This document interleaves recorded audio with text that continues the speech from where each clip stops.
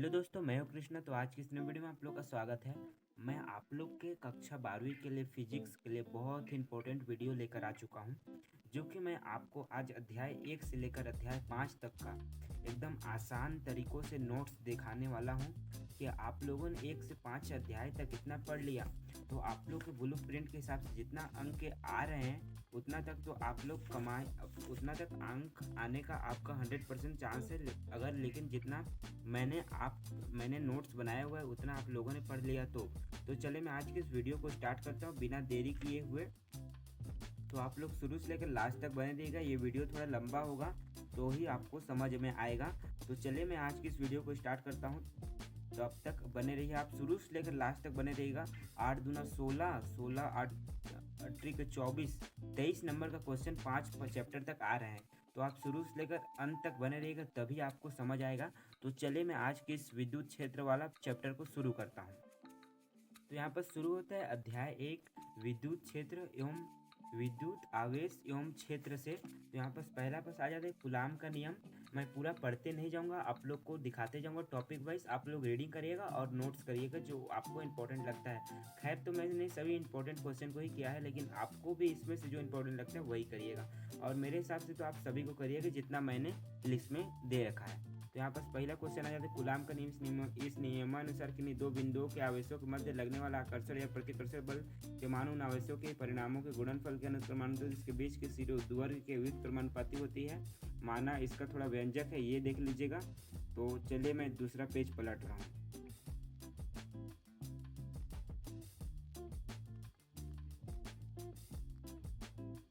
यहाँ पर कूलाम का नियम होता है समाप्त। यहाँ पर आ जाता है विद्युत आवेश।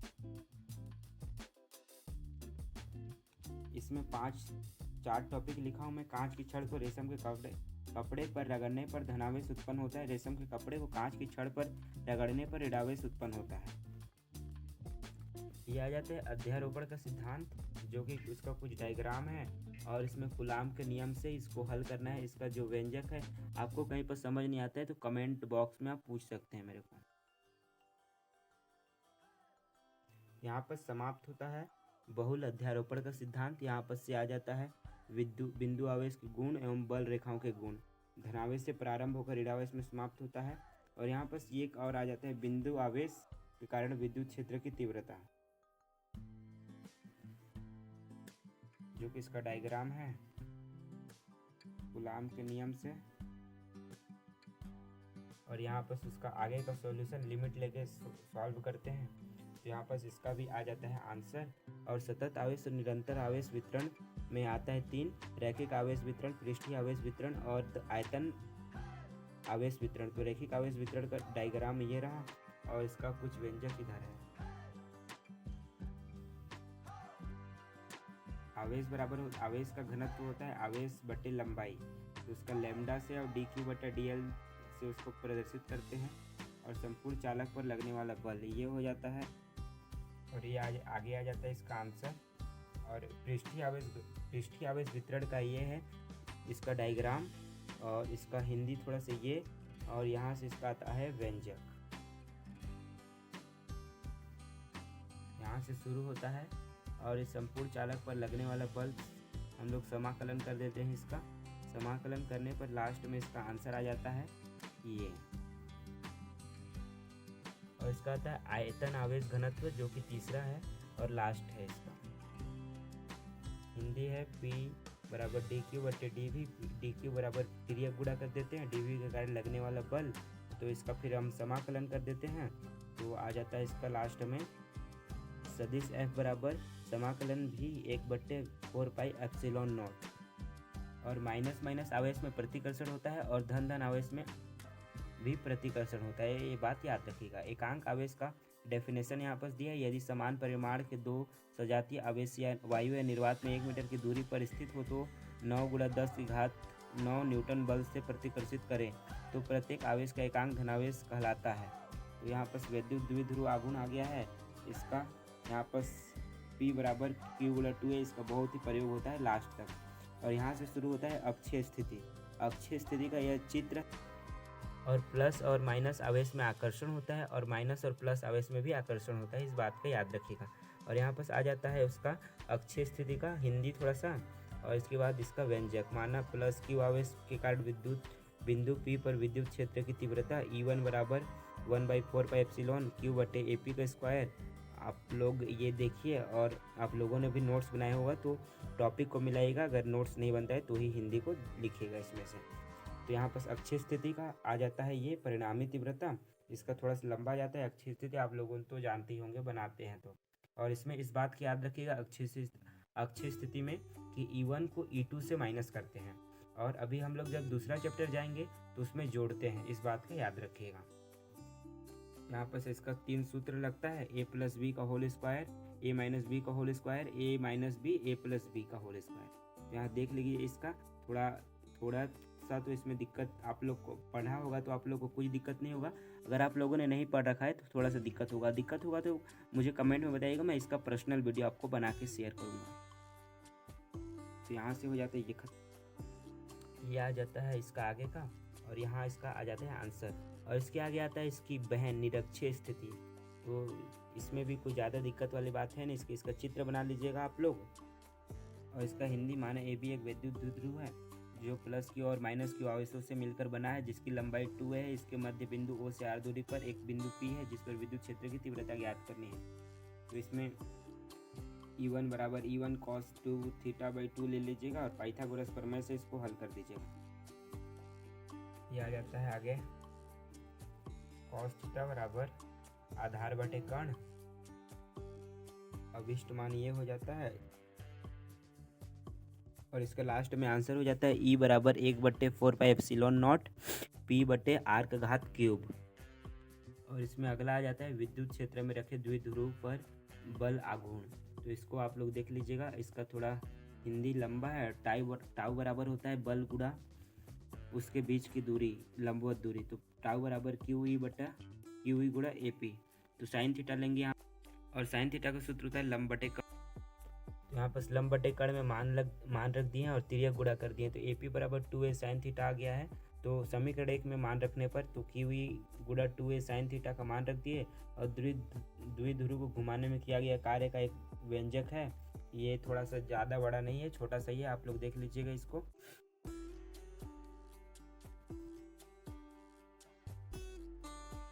और यहाँ से शुरू होता है अध्याय 1 का सबसे इम्पोर्टेंट क्वेश्चन, गॉस का प्रमेय, जो कि यहाँ पर दिया है। इस प्रमेय के अनुसार निर्वात या किसी बंद पृष्ठ में गुजरने वाला संपूर्ण विद्युत फ्लक्स उस बंद पृष्ठ के अंदर उपस्थित कुल आवेश का 1/एप्सिलॉन 0 गुना होता है। तो गॉस का प्रमेय को आप लोग अवश्य ही ध्यान से पढ़िएगा, बाकी पीछे का आगे पीछे का भले ज़्यादा मत पढ़िएगा, लेकिन गॉस का प्रमेय को अवश्य से पढ़िएगा। आप लोगों ने गॉस का प्रमेय को अपने सिस्टम से बनाया होगा, अगर मेरा अच्छा लगता है तो मेरा भी देख सकते हैं। और यहाँ पर होता है गॉस का प्रमेय खत्म, आ जाता है फाई E बराबर Q बटे एप्सिलॉन नॉट, यही अभिष्ट व्यंजक है। और इसके बाद आ जाता है गॉस प्रमेय का अनुप्रयोग। इसमें 3 अनुप्रयोग है। एक तो है अनंत लंबाई के एक समान आवेशित तार के कारण L विद्युत क्षेत्र की तीव्रता, जिसमें ये ज्ञात करना होता है बेलन वाला। इसका व्यंजक मैं यहाँ पर आप लोग को दिखाता हूँ। लैम्डा तार पर R दूरी पर ज्ञात करना है। समतल वृत्तीय पृष्ठ S1 और समतल वृत्तीय पृष्ठ S2, वक्रीय पृष्ठ S3। समतल पृष्ठ S1 व S2 एक दूसरे के समांतर है, अतः एक दूसरे के प्रभाव को निरस्त कर देते हैं। अब S3 से गुजरने वाला विद्युत फ्लक्स, तो फाई E बराबर हो जाएगा सदिश E बराबर S3, और S3 हो जाएगा कॉस थीटा। कॉस का 0 का मान होता है 1, तो 1 का वैल्यू पुट कर देंगे यहाँ पर और गुणा करेंगे तो 1। और बेलन का वक्र पृष्ठ होता है 2 पाई RH, बट यहाँ पर बेलन का वक्र पृष्ठ होगा 2 पाई RL। और यहाँ पर आगे जाए तो फाई E बराबर हो जाता है E डॉट 2 पाई RL। अब गॉस के प्रमेय से गॉस का प्रमेय होता है फाई E बराबर Q बटे एप्सिलॉन नॉट। समीकरण 1 और 2 की तुलना करने पर तुलना कर देंगे हम लोग यहाँ पर, तो इसका लास्ट में आंसर आ जाएगा हम लोग का ये कि E बराबर lambda by 2 pi R epsilon not, यही अभिष्ट व्यंजक है। और दूसरा आ जाता है आवेश की अनंत समतल चादर के कारण विद्युत क्षेत्र की तीव्रता, तो ये आ जाता है इसका हिंदी थोड़ा सा, और इसका लास्ट में आ जाएगा इसका भी आंसर। विद्युत सिरों पर गुजरने वाला विद्युत फ्लक्स फाई E बराबर EA प्लस EA हो जाएगा, परंतु गॉस के प्रमेय से फाई E बराबर होता है Q बटे एप्सिलॉन नॉट। समीकरण 1 और 2 को तुलना करने पर 2EA हो जाएगा, और इसका तिर्यक गुणा हो जाएगा, और लास्ट में इसका आंसर आएगा E बराबर कि ये आ जाएगा आंसर इसका। और इसका तीसरा आ जाता है एक समान आवेशित गोलीय कवच या खोल के कारण विद्युत क्षेत्र की तीव्रता। तो ये इसमें थोड़ा सा और ये लंबा जाता है, तो ये इसका तीसरा भाग है। तो तीसरा भाग को भी आप लोग देख लीजिएगा। यहाँ से उसका पृष्ठ गुजरने वाला विद्युत फ्लक्स हो जाता है फाई ई बराबर। और इसका लास्ट में भी मान इसका भी गॉस के प्रमेय से ही तुलना करते हैं, क्योंकि गॉस के प्रमेय का अनुप्रयोग है। तो यहाँ से इसका तुलना करने के बाद लास्ट में इसका आंसर आ जाता है ई बराबर 1/4πε0 Q/r²। फिर इसका दूसरा आ जाता है जब बिंदु P पर गोलीय कवच पृष्ठ पर हो तो इस स्थिति में r बराबर r, समीकरण 3 में r का मान रखने पर, तो ये इसका आंसर आ जाता है। और तीसरा जब बिंदु P पर गोलीय कवच के अंदर हो इस स्थिति में Q बराबर 0 हो तो बिंदु Q का मान ज्ञात कीजिए, तो इसका मान हो जाता है 0। और यहाँ आता है गॉस के प्रमेय से कूलाम के नियम की व्युत्पत्ति। तो इसका हो जाता है गॉस के नियम से कूलाम के नियम की व्युत्पत्ति। ये भी बहुत बार पूछा हुआ है, तो इस क्वेश्चन को भी आप मिस नहीं करिएगा, अवश्य से बनाइएगा और सही। और इसका होता है ds बराबर 4πr²। और फाई ई बराबर होता है E.4πr²। गॉस के प्रमेय से इसका भी तुलना कर देते हैं, तो इसका लास्ट में कट के आंसर आ जाएगा अभी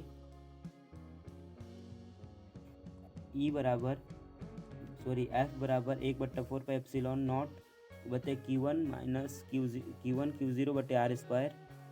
और यहाँ तक होता है अध्याय 1 समाप्त। यहाँ पर शुरू हो जाता है अध्याय 2 स्थिर विद्युत विभव तथा धारिता। तो यहाँ पर विभवांतर दिया है, विभवांतर को आप लोग पढ़िए, और विभव दिया है, विभव भी देखिए। और यहाँ पर आ जाता है बिंदु आवेश के कारण किसी बिंदु पर विभव। तो इसका ये ज्ञात करना होता है। ये थोड़ा सा कठिन है बट आसान है।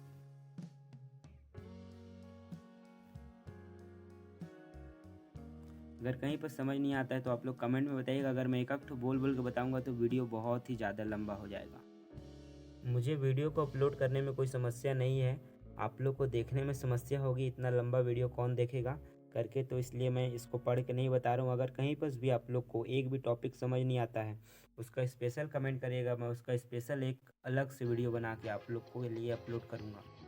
तो यहाँ पर ये आता है दूसरा, और इसमें भी अभी अध्याय 2 में भी आएगा अक्षीय और निरक्षीय। ये देखो गाइस, ये आ गया है विभव हेतु अक्षीय स्थिति, जो कि इसमें अक्षीय स्थिति का भी चित्र एकदम सेम टू सेम पहले जैसे ही है। तो यहाँ पर हिंदी थोड़ा सा लिखना पड़ता है। और इसमें गणित की बात करें तो गणित वही बिंदु P पर विभव, तो यहाँ पर AP लेना पड़ता है, AP का मान रख दीजिएगा। और यहाँ पर BP लेना पड़ता है, BP का मान रख दीजिएगा। और यहाँ पर इसी को मैं बोल रहा था पहले में घटाना पड़ता है, लेकिन यहाँ पर विभव हेतु अदिश राशि है, अतः परिणामी विभव को जोड़ना पड़ता है। आप लोग इस बात का ध्यान रखिएगा, इसमें बहुत ही ज़्यादा गलती होता है। हम लोगों ने अभी बार त्रैमासिक परीक्षा लिखा, उसमें भी हमारा गलती हो गया, जिस कारण मेरा मार्क्स 5 नंबर कम हो गया। तो यहाँ पर इसका आ जाता है आंसर, तो आप लोग ये देख लीजिए। और इसके लिए इसमें भी है निरक्षीय स्थिति, जो कि बहुत ही आसान है। इसमें से इसका आ जाता है आंसर छोटा सा में ही, जिसमें मान रखना नहीं पड़ता है, इसमें कट के आ जाता है इसका 0। और गोलीय चालकता में विद्युत धारिता ये आ जाता है, इसमें अलग कुछ। इसका भी आंसर ज़्यादा लंबा नहीं जाता है, C बराबर Q/V हो जाता है, और लास्ट में कट जाता है, तो इसका भी आंसर आ जाता है। और इसका एक आंसर आ जाता है ये लास्ट में।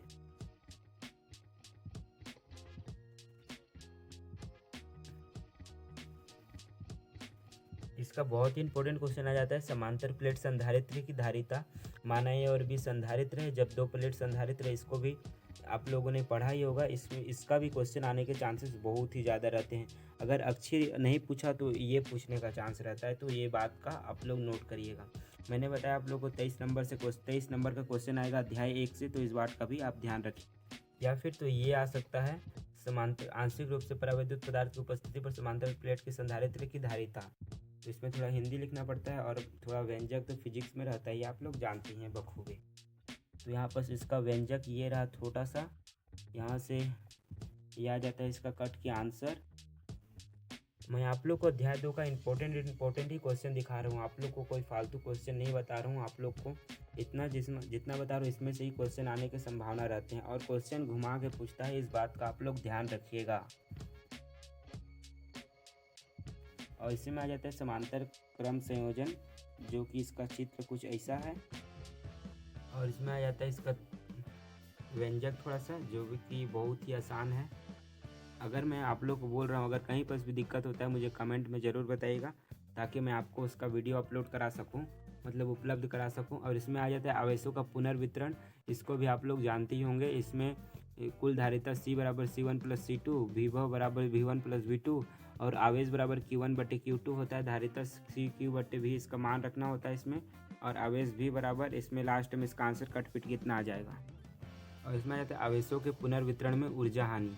ऊर्जा हानि में इसका ये चित्र 2 होता है, चित्र बनाना होता है और इसके आगे कुछ ऐसा इसका फंडामेंटल होता है। आप लोगों को मेरा समझ आता है तो मेरा देख लीजिएगा, और ना टॉपिक आप लोग इसमें से निकाल के अपना भी जो आप लोगों ने पढ़ा है तो वो देख सकते हैं। तो ये थोड़ा सा ज़्यादा लंबा है और लेकिन आसान है, लास्ट में कट किया जाता है इसका आंसर, जो कि मैं आंसर आप लोग को दिखा रहा हूँ, रुकिए। आवेशों के ऊर्जा हानि में इसका लास्ट आंसर आ जाता है ये। और इसके बाद आता है वान डी ग्राफ जनित्र, जो कि बहुत ही इम्पोर्टेंट क्वेश्चन है, ये भी आने की संभावना रहते हैं। तो इसका चित्र अवश्य बनाइएगा वान डी ग्राफ का, तो आप लोग इसको देख लीजिए। वान डी ग्राफ का थोड़ा सा इसमें हिंदी ज़्यादा है, बनावट में लिखना पड़ेगा और कार्य विधि भी लिखना पड़ेगा, तो आप लोग इसको देख लीजिएगा। तो चलिए मैं आगे चलता हूँ। अध्याय 2 भी होता है आपका समाप्त। तो यहाँ पर अध्याय 2 का क्वेश्चन दिखा देता हूँ आप लोग को। पहले क्वेश्चन इतना में से ही क्वेश्चन पूछेगा, आप लोग क्वेश्चन भी पढ़ लीजिएगा अच्छे से। विभव संबंध बताइए, और इसका 7वां क्वेश्चन, इसका 8वां क्वेश्चन होता है यहाँ समाप्त। और इसमें थोड़ा और क्वेश्चन है, तो क्वेश्चन आ जाते हैं ये, और यहाँ पर होता है 2 चैप्टर समाप्त। अब मैं तीसरा चैप्टर की ओर लेके चलता हूँ आपको। ये आता है आपका अध्याय 3 विद्युत धारा। विद्युत धारा में भी थोड़ा चैप्टर लंबा है लेकिन आसान है, इस बात का आप ध्यान रखिएगा। विद्युत धारा, अनुगमन वेग। अनुगमन वेग इसी चैप्टर से पूछते हैं। अनुगमन वेग 1 नंबर में कभी भी पूछ लिए जाते हैं, तो इस बात का आप ध्यान रखिएगा। जो अनुगमन वेग का लास्ट आंसर यही है। अनुगमन वेग VD बराबर E माइनस E बराबर E बटे M टाउ। और इसका विद्युत धारा और अनुगमन वेग में संबंध, ये भी कभी भी आ सकता है क्वेश्चन में, ये बात का आप ध्यान रखिएगा। और वेग बराबर होता है दूरी बटा समय, और समय बराबर होता है दूरी बटा वेग, इसका जस्ट उल्टा। तो इसको कर देंगे T बराबर, और यहाँ पर लास्ट में मान रख देंगे, तो यहाँ पर आ जाता है हम लोग का अनुगमन वेग और विद्युत धारा में संबंध। ये रहा ओम का नियम। इसको तो आप लोग 10वीं से ही पढ़ते आ रहे हैं, आप लोग जानते ही होंगे ओम का नियम, तो इसका कोई समस्या है नहीं। ओम का नियम का थोड़ा सा व्यंजक है, वो देख लेते हैं। ये दोस्तों ओम का नियम का लास्ट व्यंजक VI बटे R, VI बराबर R ओम का नियम है। और प्रतिरोध यहाँ से शुरू होता है, प्रतिरोध का डेफिनेशन, प्रतिरोध लिख लेंगे। प्रतिरोध का हो जाता है ये खत्म। और इसमें आ जाता है अनओमीय प्रतिरोध। प्रतिरोध में ओमीय नियम का पालन नहीं करता है, उसे अनओमीय प्रतिरोध कहते हैं। प्रतिरोध का निर्भरता दिया है यहाँ पर, प्रतिरोध का निर्भरता लिख सकते हैं।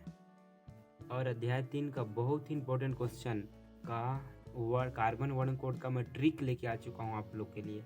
का भुलाना पिहनी बैसले ससु चांदी कोई रंग नहीं, इसका गाना टाइप से आप याद कर लीजिएगा। Same to same line to line वही आएगा, मैं आप लोगों को गारंटी दे के बता रहा हूँ। और लास्ट में जो रहता है उसका तो आप लोग जानती हैं, प्रतिशतता, इसको लिखना होता है, तो ये आप लोग देख लीजिएगा। इसमें से आप क्वेश्चन भी देख सकते हैं, इसका आंसर इधर बगल में। यहाँ पर प्रतिरोधों का संयोजन भी दिया है। अगला क्वेश्चन श्रेणी क्रम संयोजन, तो ये देख लीजिएगा। ये इसका चांसेस तो कम है आने का, बट एक बार देख लीजिएगा आप लोग। और ये ओम के नियम से आ जाता है इसका आंसर।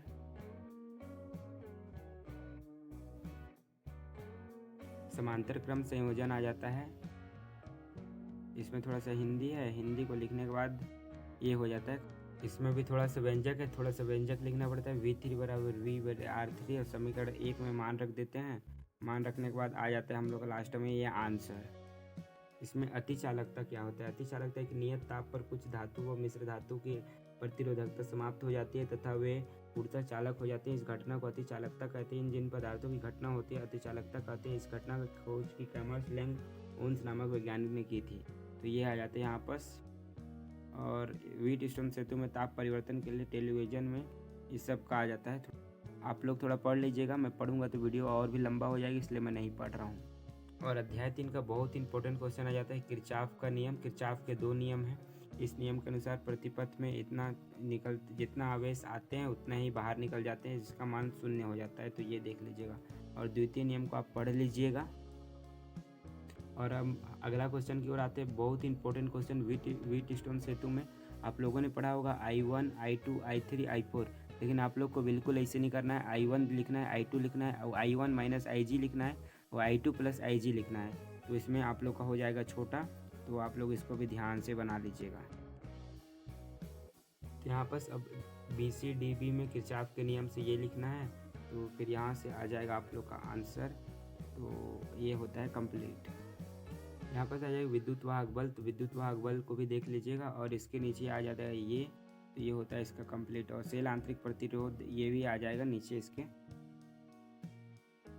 और ये होता है R होता है, इसको भी देख लीजिएगा आप लोग। ओम के नियम से वीडियो बहुत ही लंबा हो जा रहा है, मैं जिस हिसाब से बना रहा हूँ। ये आता है विभव मापी, विभव मापी को भी आप लोग देख लीजिएगा। और विभव मापी और वोल्ट मीटर में अंतर लिखना है, ये भी आप ये यहाँ से देख सकते हैं। यहाँ से अंतर देखने के बाद इसका आ जाता है लास्ट में। और यहाँ से होता है अध्याय 3 समाप्त। इसका अध्याय 3 का आप क्वेश्चन देख लीजिए। क्वेश्चन कुछ ऐसा है, यहाँ से 3 क्वेश्चन आ गया और इधर से कुछ क्वेश्चन है। क्वेश्चन भी आप लोग देखते जाइएगा ताकि आप लोगों को कोई दिक्कत ना हो। इसमें से आप 12, 13, 14, 15, 16 क्वेश्चन देख लिए। ये होता है यहाँ से होता है 3 चैप्टर समाप्त। अब मैं आप लोग को चौथा चैप्टर से अवगत कराता हूँ। ये होता है आपका चौथा चैप्टर शुरुआत, गतिमान, आवेश और चुंबकत्व, जो मैक्सवेल दक्षिणावर्त के पेच के नियम से शुरू होता है। और बायो सेवर्ट का नियम आ जाता है यहाँ से। इसमें से क्वेश्चन 5 नंबर का एक ना एक क्वेश्चन आना कन्फर्म है, आप लोग इस बात का ध्यान रखिएगा।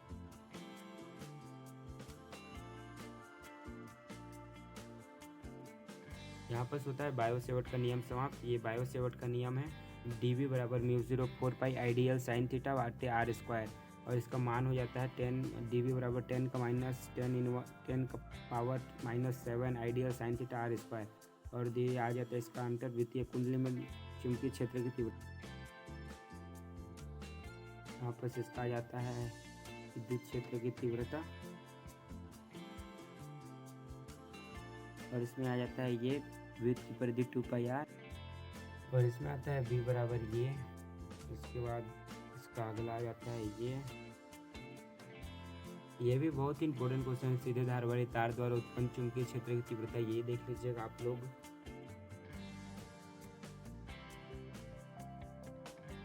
इस अध्याय में आपको व्यंजक देखने को मिलेगा, तो थोड़ा डेंजरस हो सकता है आप लोग के लिए। आप अगर बायो वाले हैं तो, अगर फिर भी आपको मैथ्स आता है तो कोई दिक्कत है नहीं, आप कुछ भी कर सकते हैं, इतना आप में कॉन्फिडेंस होना चाहिए। और ये आ जाता है यहाँ से बहुत ही इंपॉर्टेंट क्वेश्चन, वृत्तीय धारावाही वृत्तीय कुंडली में। इस क्वेश्चन को आप लोगों ने कहीं ना कहीं जरूर देखा होगा। चुंबकीय क्षेत्र की तीव्रता ज्ञात करना है, तो यहाँ से इसको देख लीजिए। इसका आ जाता है यहाँ से, इसका आगे का आ जाता है dV क्षेत्र में परिवर्तन किया जा सकता है। ठीक इसी प्रकार इसको ले लेते हैं और यहाँ से ये होता है ख़त्म। और यहाँ से आ जाता है इसका आगे का क्वेश्चन, और आगे यही थोड़ा सा लंबा जाता है पाइथागोरस प्रमेय लेके। तो यहाँ पर लास्ट में हो जाता है ये प्रूफ। इसका आंसर आ जाता है B बराबर म्यू 4 पाई 2 पाई N IA का square, A square plus X square 3/2। Ampere का परिपथीय नियम आ जाता है यहाँ पर। एम्पेयर का परिपथीय नियम, जो कि बहुत इंपॉर्टेंट क्वेश्चन है, आप लोग इसको भली भांति जानते ही होंगे। और यहाँ पर इसका आ जाता है ये चुंबकीय क्षेत्र की तीव्रता। ये थोड़ा वीडियो मेरा बहुत ही लंबा हो जा रहा है, मैंने सोचा नहीं था इतना ज़्यादा लंबा हो जाएगा, तो आप लोग लास्ट तक बने रहेगा वीडियो में। अनंत लंबाई के सरल रेखीय चालक के कारण चुंबकीय क्षेत्र, ये आ जाता है इसका आगे का थोड़ा सा। और इसमें आ जाता है एम्पियर का परिपथीय नियम से, और यहाँ पर प्रूफ हो जाता है। और आगे इसका एक क्वेश्चन और हो। ये फिजिक्स का सबसे लंबा चैप्टर है, चैप्टर 4। आप लोग इस बात का ध्यान रखते हुए इसको देखिएगा। इसी से 5 नंबर का क्वेश्चन आएगा ही आएगा।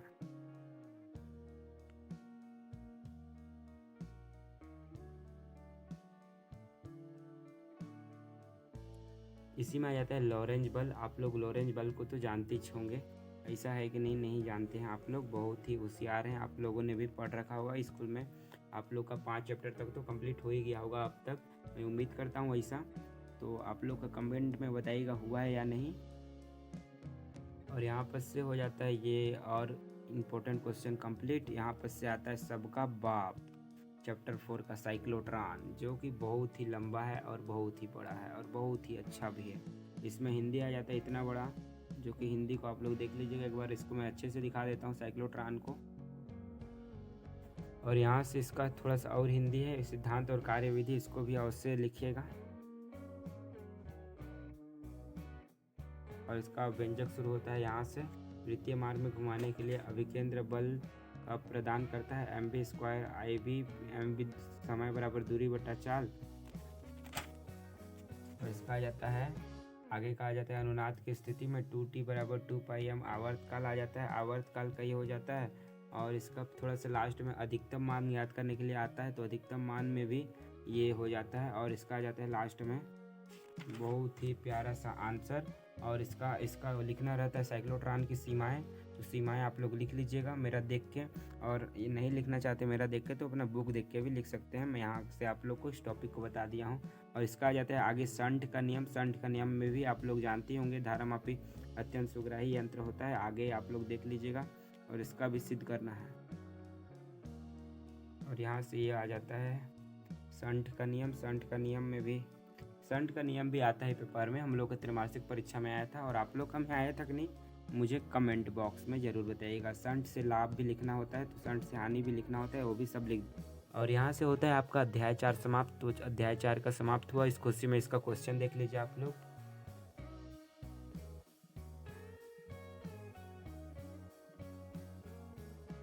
विद्युत बल चुंबकीय बल में अंतर स्पष्ट कीजिए, होता है समाप्त 4 चैप्टर आपका। अब आखिरी चैप्टर खोलने वाला हूँ 5, तो 5 के बाद हो जाएगा वीडियो समाप्त। तो आप लोग यहाँ तक बने हैं तो एक प्यारा सा लाइक कर ही दीजिए।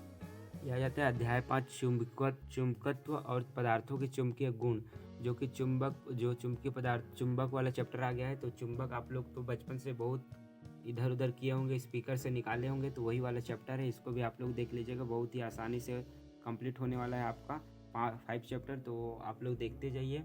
अगर कहीं पर भी कोई डाउट होता है तो मुझे कमेंट में बताइएगा। मैं आप लोग को नोट दिखा रहा हूँ थोड़ा स्पीड में, क्योंकि वीडियो मेरा बहुत ही ज़्यादा लंबा हो चुका है। तो आप लोग बने रहिएगा लास्ट तक, तभी आपको समझ में आएगा। विद्युत चुम्बकीय आघूर्ण आ जाते हैं आपस। चुम्बकीय आघूर्ण का आगे का ये देख लीजिए आप लोग। हिंदी मैंने पूरा नोट्स बना रखा है हिंदी में और इंग्लिश में चाहिए तो इंग्लिश का भी नोट्स बताइएगा। तो मैं इंग्लिश का दोस्त से मांगकर इंग्लिश का भी नोट्स आप लोग को प्रोवाइड कराऊंगा। आप लोग को फुल कंप्लीट पूरा चीज़ का कोर्स दूंगा। आप लोग बस कमेंट में बोल के तो बताइए कि ये चीज़ मुझे चाहिए, इस चीज़ का वीडियो हमें चाहिए। तो इसके बाद मैं तुरंत उसके कमेंट को मैं जब पढ़ा, फिर उसके जस्ट 1 दिन के बाद वीडियो अपलोड किया। तो आप लोग कुछ कंजूसाई मत कीजिए कमेंट करने में और पढ़ाई करने में। तो यहाँ पर आप लोग देखिए, ये आ जाता है इसका 5 चैप्टर का कंप्लीट होने के लिए कुछ आखिरी पल। तो आप लोग यहाँ तक बने हैं तो एक प्यारे से लाइक और प्यारे सब्सक्राइब कर ही दीजिए। तो यहाँ पर आ जाता है समरूप विद्युत क्षेत्र के दंड चुंबक पर बल आघूर्ण और चुंबकीय क्षेत्र। तो ये इसका चित्र हो जाता है। और इसका आगे थोड़ा सा और जाएगा, इसका आंसर आ जाता है यहाँ पर टाउ बराबर mv sin थीटा। ये वाला भी क्वेश्चन हम लोग के त्रैमासिक परीक्षा में आया हुआ है। घुमाने में किया गया कार्य ये आ जाता है mv sin थीटा। और इसका थोड़ा सा व्यंजक है, ये प्रूव हो जाता है। और चुंबकत्व के कारण धारावाही परिनालिका में चुंबकीय क्षेत्र आ जाता है। इसका अगला क्वेश्चन है ये। इसका थोड़ा ये आपको याद करना पड़ेगा, ये थोड़ा इम्पोर्टेंट है और अच्छा लंबा भी है, तो याद करना पड़ेगा आपको। यहाँ पर से ये हो जाता है और यहाँ पर से आगे आ जाता है इसका x, और इसके नेक्स्ट पेज में हो जाएगा c। और यहाँ पर से ये हो जाता है कंप्लीट सिद्ध। और इसके बाद थोड़ा सा और है, आप लोग घबराइएगा नहीं, वीडियो तो लंबा हो ही चुका है, तो अभी थोड़ा सा और देख लीजिए। भूचुंबकीय तत्व यहाँ पर आ जाता है, इसमें नमन कोण और दिक्पात कोण। ये दिक्पात कोण अवश्य पूछता है, तो दिक्पात कोण को याद रखिए। किसी स्थान पर चुंबकीय याम्योत्तर व भौगोलिक याम्योत्तर का बीच का कोण को न्यूनतम स्थान दिक्पात कोण कहते हैं। और यहाँ आ जाता है HI व V तथा थीटा में संबंध। ये भी क्वेश्चन बहुत इंपॉर्टेंट है, ये पूछता है। ये भी आया था हम लोग का में क्वेश्चन में, इसलिए मैं आप लोग को बता रहा हूँ। ये होता है यहाँ पर कंप्लीट, और यहाँ पर पढ़ना है तो आप लोग भी पढ़ लीजिए। उत्तरी ध्रुव ज्योति, चमके तूफान, असितासम। और यहाँ पर होता है आप लोग का समाप्त अध्याय 5। अध्याय 5 का क्वेश्चन देख लीजिए एक बार, इसके बाद मैं इसका लास्ट करता हूँ वीडियो का।